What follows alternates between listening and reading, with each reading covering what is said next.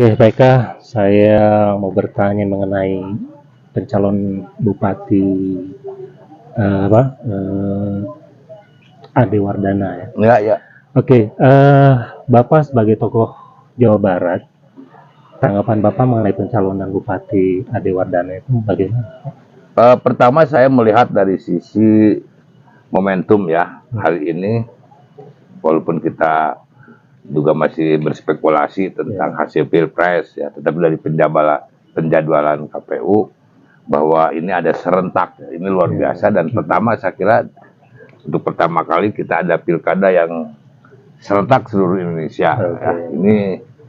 Ya. Ini apa fenomena khusus ya. Lalu kedua juga ada isu bahwa penjadwalannya mau Dipercepat ya? dipercepat. Nah ini apa capek-capek lagi gitu. Betul. Ya, so, yang pasti kalau mulus di momentum, ya saya nggak tahu ya gimana sikap DPR dan para elit politik di Jakarta, apa kita selesai atau tidak ya. Tetapi anggaplah bahwa itu bulan November sebagai jadwal akan ada pilkada serentak. Artinya gubernur dan sekian, kalau nggak salah 27 dikurangi 8 atau 9 ya, berarti kurang lebih ada 20 kabupaten kota termasuk Bogor di dalamnya. Nah, kedua yang lihat dari sisi Bogor. Bogor ini kalau saya menempatkan dalam posisi waktu saya menjadi ketua DPRD Jawa Barat sebagai bemper kita berhadapan dengan ibu kota negara ya. Dan memang secara kultur gitu, secara budaya memiliki sebuah sejarah panjang tentang kearifan lokal, sehingga Bogor juga meninggalkan simbol-simbol sejarah yang fenomenal ya. Dan juga bagian dari itu memang berbatasan di daerah mana, berbatasan dengan DKI, tapi berbatasan juga dengan Banten kan, di daerah Gajrung misalnya, Lebiliang dan sebagainya ya. Lalu memiliki juga kekhasan-kekhasan yang sedikit sekarang menjadi sebuah ya boleh bilang fenomena, misalnya posisi puncak ya, yang identik dengan kunjungan wisata yang bernuansa Timur Tengah. Banyak hal. Nah ini Bogor ya, jadi Bogor ini sampai ini hari adalah daerah yang memiliki pemilih tertinggi. Iya. Dan jumlah DPT-nya mencapai 5.000. Penduduknya kurang lebih 5.000 dan DPT-nya di atas 3.000. Jadi di Jawa Barat ini Kabupaten Bogor adalah kabupaten yang memiliki suara terbesar. Wah, sekarang udah mulai, dan itu gagal terus ya, ada Bogor Barat, Bogor Timur lah, macam-macam dari dulu ya. Jauh dengan ketinggalan yang pergerakan di Priangan seperti Bandung Barat, Pangandaran dan sebagainya. Nah itu, jadi Bogor ini daerah potensial dan memang secara kultur juga memiliki satu kekhasan ya. Ada nilai kebetawiannya dan juga ada kesundaannya juga cukup kuat, dan masalah pemahaman keislamannya juga, makanya tadi ada orang Arab agak betah di Bogor. Ada unsur itu ternyata. Ya, itu faktanya ya. Nah, ada lagi satu hal ketiga, bahwa saya menilai kepemimpinan Bogor pasca Agus Utara ya, Kang Agus dulu di pewarisan masa Orde Baru ke reformasi yang menyisakan jabatan sebagai bupati. Ini gagal.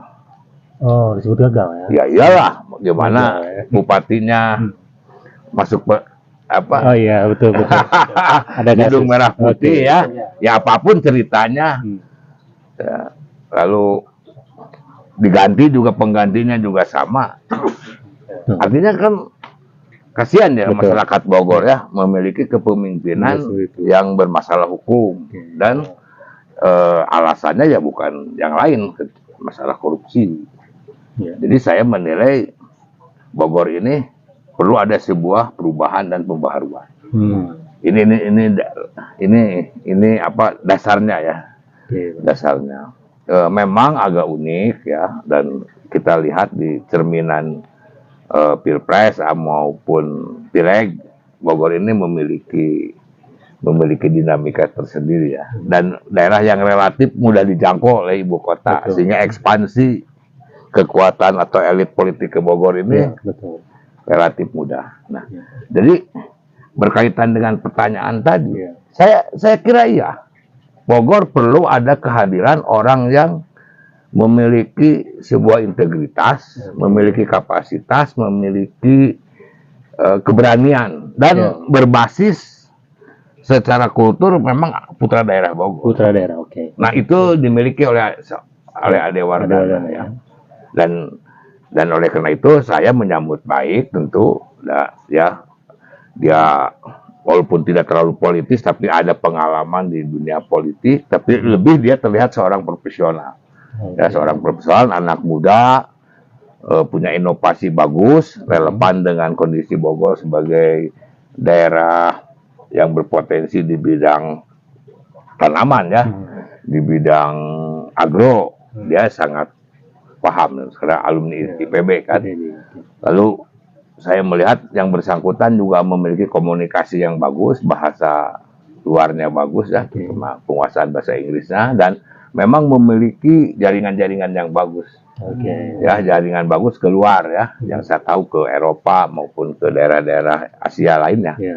Jadi ya cocok lah kalau mau objektif ya, bahwa sosok Ade Wardana untuk dipersiapkan sebagai pembaharu atau perubahan di Kabupaten Bogor ya. Nah itu kalau tadi tanya Ade Wardana. Ya. Nah kedua ini begini Pak. Apa namanya? Apakah dengan kedekatan Bapak itu Bapak bisa menceritakan sepak terjang Ade Wardana di Bogor itu sendiri? Ya dekat relatif ya, saya kenal, tapi saya udah lama mendengar nama itu. Saya berempati kepada inovasinya. Coba bayangkan dia punya binaan, sebuah ya boleh dikatakan juga bisnis yang banyak dikunjungi oleh pejabat tinggi negara, dan saya penasaran lihat. Bahkan terakhir bersama dengan Pepen ya, juga kawan binaan saya, sama-sama melihat, dan itu sebuah menurut saya luar biasa ya, bahwa dia bisa melakukan sebuah inventarisasi tumbuhan yang ada di Indonesia di Indonesia, dan ternyata yang selama ini kurang dilirik atau diperhatikan menjadi sebuah komoditas yang luar biasa dan nilainya tinggi. Nah, dia punya kelebihan itu. Jadi kalau itu di Bogor cocok menurut saya ya. Sebab Bogor juga kan daerah yang relatif subur dan memiliki sejarah yang sama para pelaku tanaman. Ya, itu salah satu. Jadi salah satunya adalah dengan inovasinya mampu memberikan dan bukan ya, kalau tukang taman banyak, tanaman banyak ya. Tapi kan dia mampu bagaimana mengemas bermain tanaman itu menjadi sebuah nilai. Yaitu dari komunikasi. Nah, dia punya kemampuan berkomunikasi itu, yaitu dengan pihak luar. Di samping berarti kan mengangkat juga tentang keanekaragaman hayati kita kan. Betul. Dan itu jadi terkenal Indonesia dengan langkah-langkah yang bersangkutan. Nah, orang muda yang berinovasi seperti itu yang hari ini diperlukan ya. Jadi kalau katakan tidak hanya milenial, tapi memang dia memiliki basic, memiliki sebuah keahlian dan kemampuan untuk diyakini mampu kemudian membuat inovasi yang berujung peningkatan kesejahteraan warganya. Dan itu mungkin Bapak anggap sebagai pembaharuan gitu ya? Ya, pembaharuan ya, harus dirubah Bogor, mau tidak mau ya, karena tadi saya menganggap kegagalan, dan ya ada hal yang agak di luar ya hitungan kita, walaupun sudah berada di dalam satu situasi, misalnya bupati lamanya, tapi Iya. Masih juga banyak orang Betul. sowan katanya ya. Iya. Artinya kan ada gurita. Iya. Nah, gurita itulah yang harus diselesaikan. Oke. Tetapi dari sejarah-sejarah saya pernah mendapat informasi ya, tapi Ya. benar enggak, bahwa konon kabarnya bahwa kakek atau orang tuanya, kakeknya Pak Dewardana itu tokoh besar. Oh iya. Tokoh besar yang pada saat di zaman Orde Baru di posisi partai P3 ya, P3. Oke. Dan dia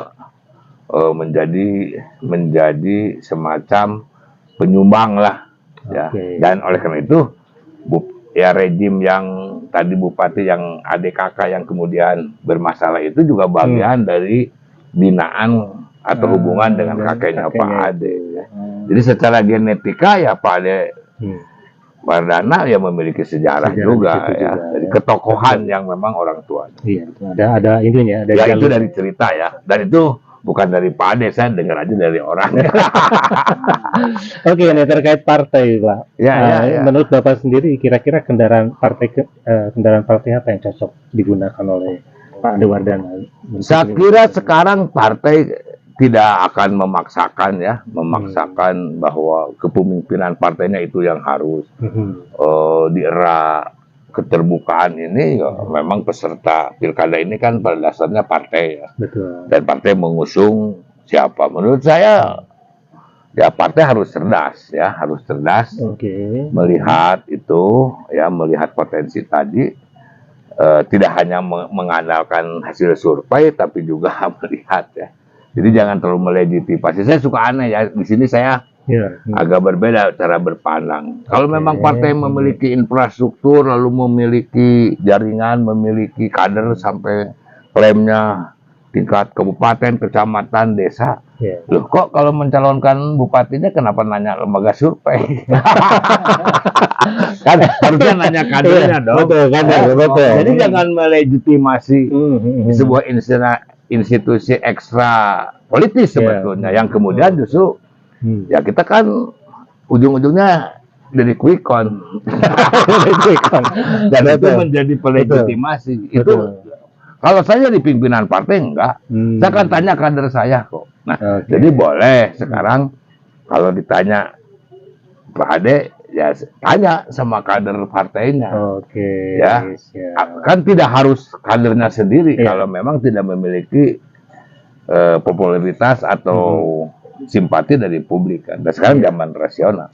Jadi sangat mungkin ya Pak Ade didukung oleh partai pemenang, berkolaborasi, ya. Tapi sepakat dulu bahwa memang ini. Nah, kemudian juga berkaitan dengan kos kan. Ini mahal lah. Jadi kalau saya sih, kita perlu evaluasi, apalagi pilkada, pilpres pun menurut saya ke depan harus kita evaluasi apakah memang masih harus seperti ini gitu kan, ya. Nah, terus terkait dengan apa yang pernah dilakukan Pak Ade Wardana itu terkait dengan inovasinya mengenai itu, apakah ada kemungkinan dia harus melakukan sesuatu yang di luar itu, Pak?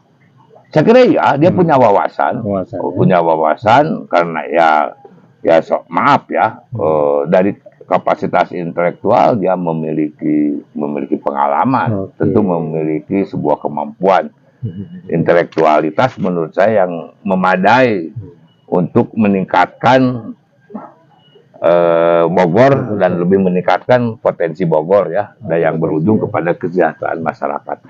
Dia tidak terlalu politis, tapi dia mengenal politik, tapi dia lebih kepada seorang profesional sebetulnya. Profesional ya. Profesional yang memiliki basic dan kapasitas yang memadai. Nah, ini terakhir nih Pak, apa yang diharapkan Bapak dari kepemimpinan seorang Ade Wardana saat menjadi seorang bupati?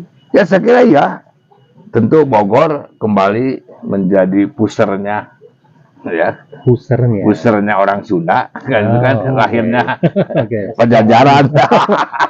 Pajajaran. Jadi akan tercermin kemajuan Jawa Barat dari kemajuan Bogor. Sebetulnya salah satunya ya, di luar daerah misalnya Bandung atau Cayu, Majakuning, Cirebon, atau Priangan di daerah Tasik dan Bogor saya kira. Dan Pak Ade menurut saya bagian yang cukup memiliki kapasitas dan tepat ya untuk dia memimpin atau bagian yang akan memimpin Kabupaten Bogor ke depan. Dan apalagi dia asli orang Bogor ya. Ya putra daerah Bogor dan bapaknya yang tadi. Ya, Saya telusuri kakeknya juga seorang tokoh dan dia memiliki jaringan yang bagus gitu.